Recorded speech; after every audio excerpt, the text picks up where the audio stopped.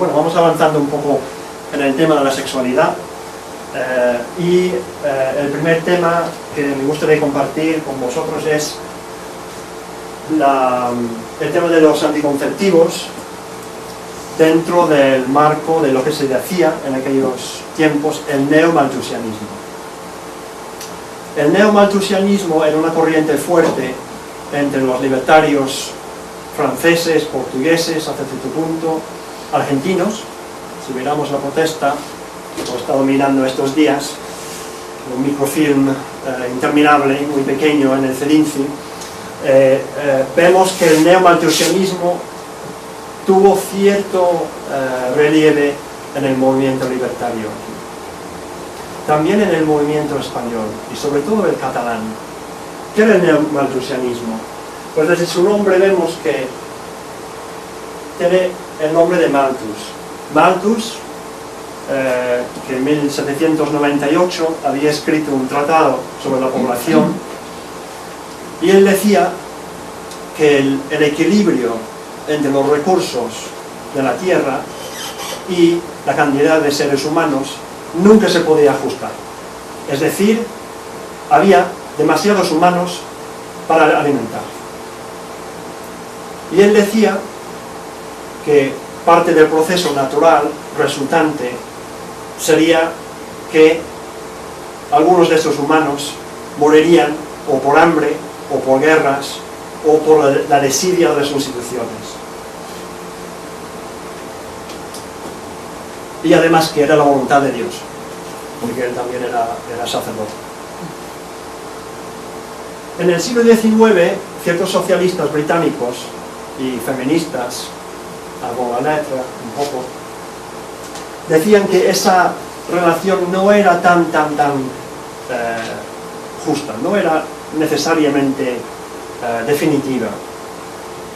Y ellos decían que mientras aceptaban que había muchos seres humanos y poca comida,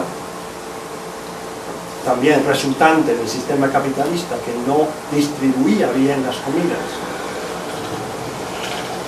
las clases trabajadoras podían defenderse contra esa ecuación limitando los hijos que tuvieran. Entonces los neomalthusianos, los nuevos malthusianos, los que tenían ciertas ideas nuevas en torno a la teoría de Malthus, decían que por el bien del obrero tenía que limitar la cantidad de niños que tenía, y así vivirían mejor y más sanamente, física y mentalmente, los chicos. Fue una propuesta bastante controvertida, porque tanto socialistas y anarquistas decían que no, que cuanto más limitamos el proletariado, menos efectivos vamos a ser en términos de la revolución. Necesitamos más efectivos para arrollar el capitalismo, para destrozar el Estado. Y los neomalthusianismos libertarios decían, sí, pero van a ser una bandada de raquíticos, sifilíticos y enfermos. Entonces no vamos a ganar nada, solo vamos a crear sufrimiento. Como digo, era una teoría bastante controvertida dentro del movimiento libertario. Había voces en contra, pero había también bastantes voces a favor. Y el neomalthusianismo entroncó con otras ideas del 19, sobre todo que venían de Francia, de la Liga de Regeneración Humana, por parte de Paul Robin, que decía que los obreros podían limitar sus familias, pero también mejorarse. Mejorar la salud y mejorar su capacidad de luchar contra el capitalismo. Y vemos la primera impronta neomalthusiana que sale en Barcelona con la revista de Salud y Fuerza en 1904. El publicista Lluís Bulfi de Bilbao empieza a difundir este tipo de argumento. en la revista Salud y Fuerza. Luego vemos una continuidad en Generación Consciente, la revista de Alcoy y más tarde de Valencia, y la renombrada revista Estudios también de Valencia. Y creo que es importante fijar también en los propios nombres de los títulos de las publicaciones. Salud y Fuerza, es decir, somos más pocos, tenemos más salud y tenemos más fuerza para combatir al capitalismo. Ahí va la idea. Generación Consciente, es decir, tenemos que ser conscientes de cómo procreamos y qué tipo de vida queremos. Y nuestra generación, que os leo un pequeño extracto, va a ser más consciente que las otras anteriores. Y evidentemente Estudios, su nombre, el título habla por sí, es decir, la capacitación intelectual nos emancipa. Y os voy a leer, ahora, desde hace poco tiempo, necesito este aparato para leer, antes no. El propósito de Salud y Fuerza, y perdonad que lea así, pero yo creo que es importante, el propósito de Salud y Fuerza era, y cito, dar a conocer los datos positivos de la ciencia biológica y social, a fin de que las generaciones venideras no sean como la nuestra, y los precedentes el fruto lo más frecuentemente no deseado de una pasión irreflexiva, del contacto sexual al azar, mas sí al contrario los resultados de la voluntad consciente de los padres sanos, vigorosos de cuerpo y de cerebro, conociendo perfectamente la obra que emprenden. Y yo creo que ahí tenemos encapsulado bastante bien el mensaje de Malthusiano, que no negaba el placer sexual porque se proveían los anticonceptivos. Entonces vemos una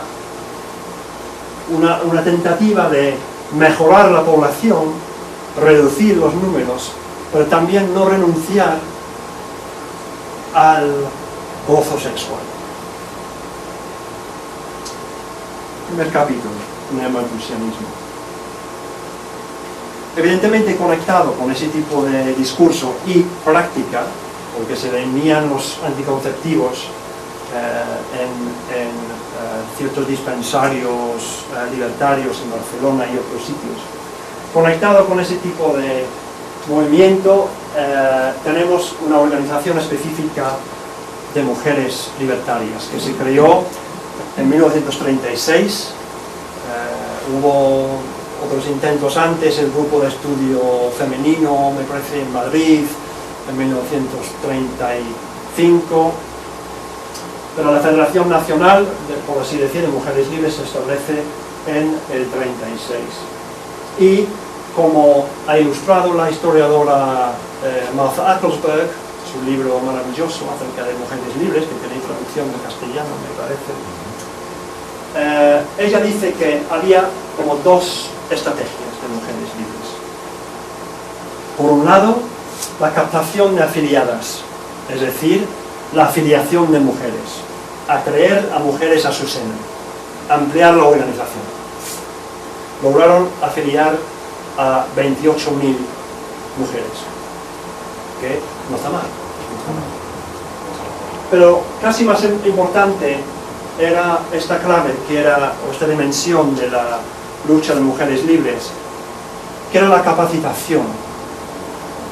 Es decir, casi todos los procesos que he mencionado anteriormente, el lado tanto intelectual como de acción para forjar ese mundo nuevo. Capacitar a las personas a tomar las riendas de su propio destino. Entonces, por un lado, ampliar la organización, atraer a más gente. Por otro lado, incrementar la capacidad de la gente de luchar y de cambiar su experiencia y su mundo. Y fue desde Mujeres Libres que se empezó a trabajar el tema de la prostitución, pero también de la maternidad libre, es decir, mediante el uso de los anticonceptivos, una práctica heredada del anterior neomalthusianismo, las mujeres tendrían el control de sus cuerpos para decidir cuándo querían ellas reproducir. Entonces todo iba como encadenado en una especie de lógica libertaria que intentaba pues capacitar a las personas a tomar el control de sus vidas.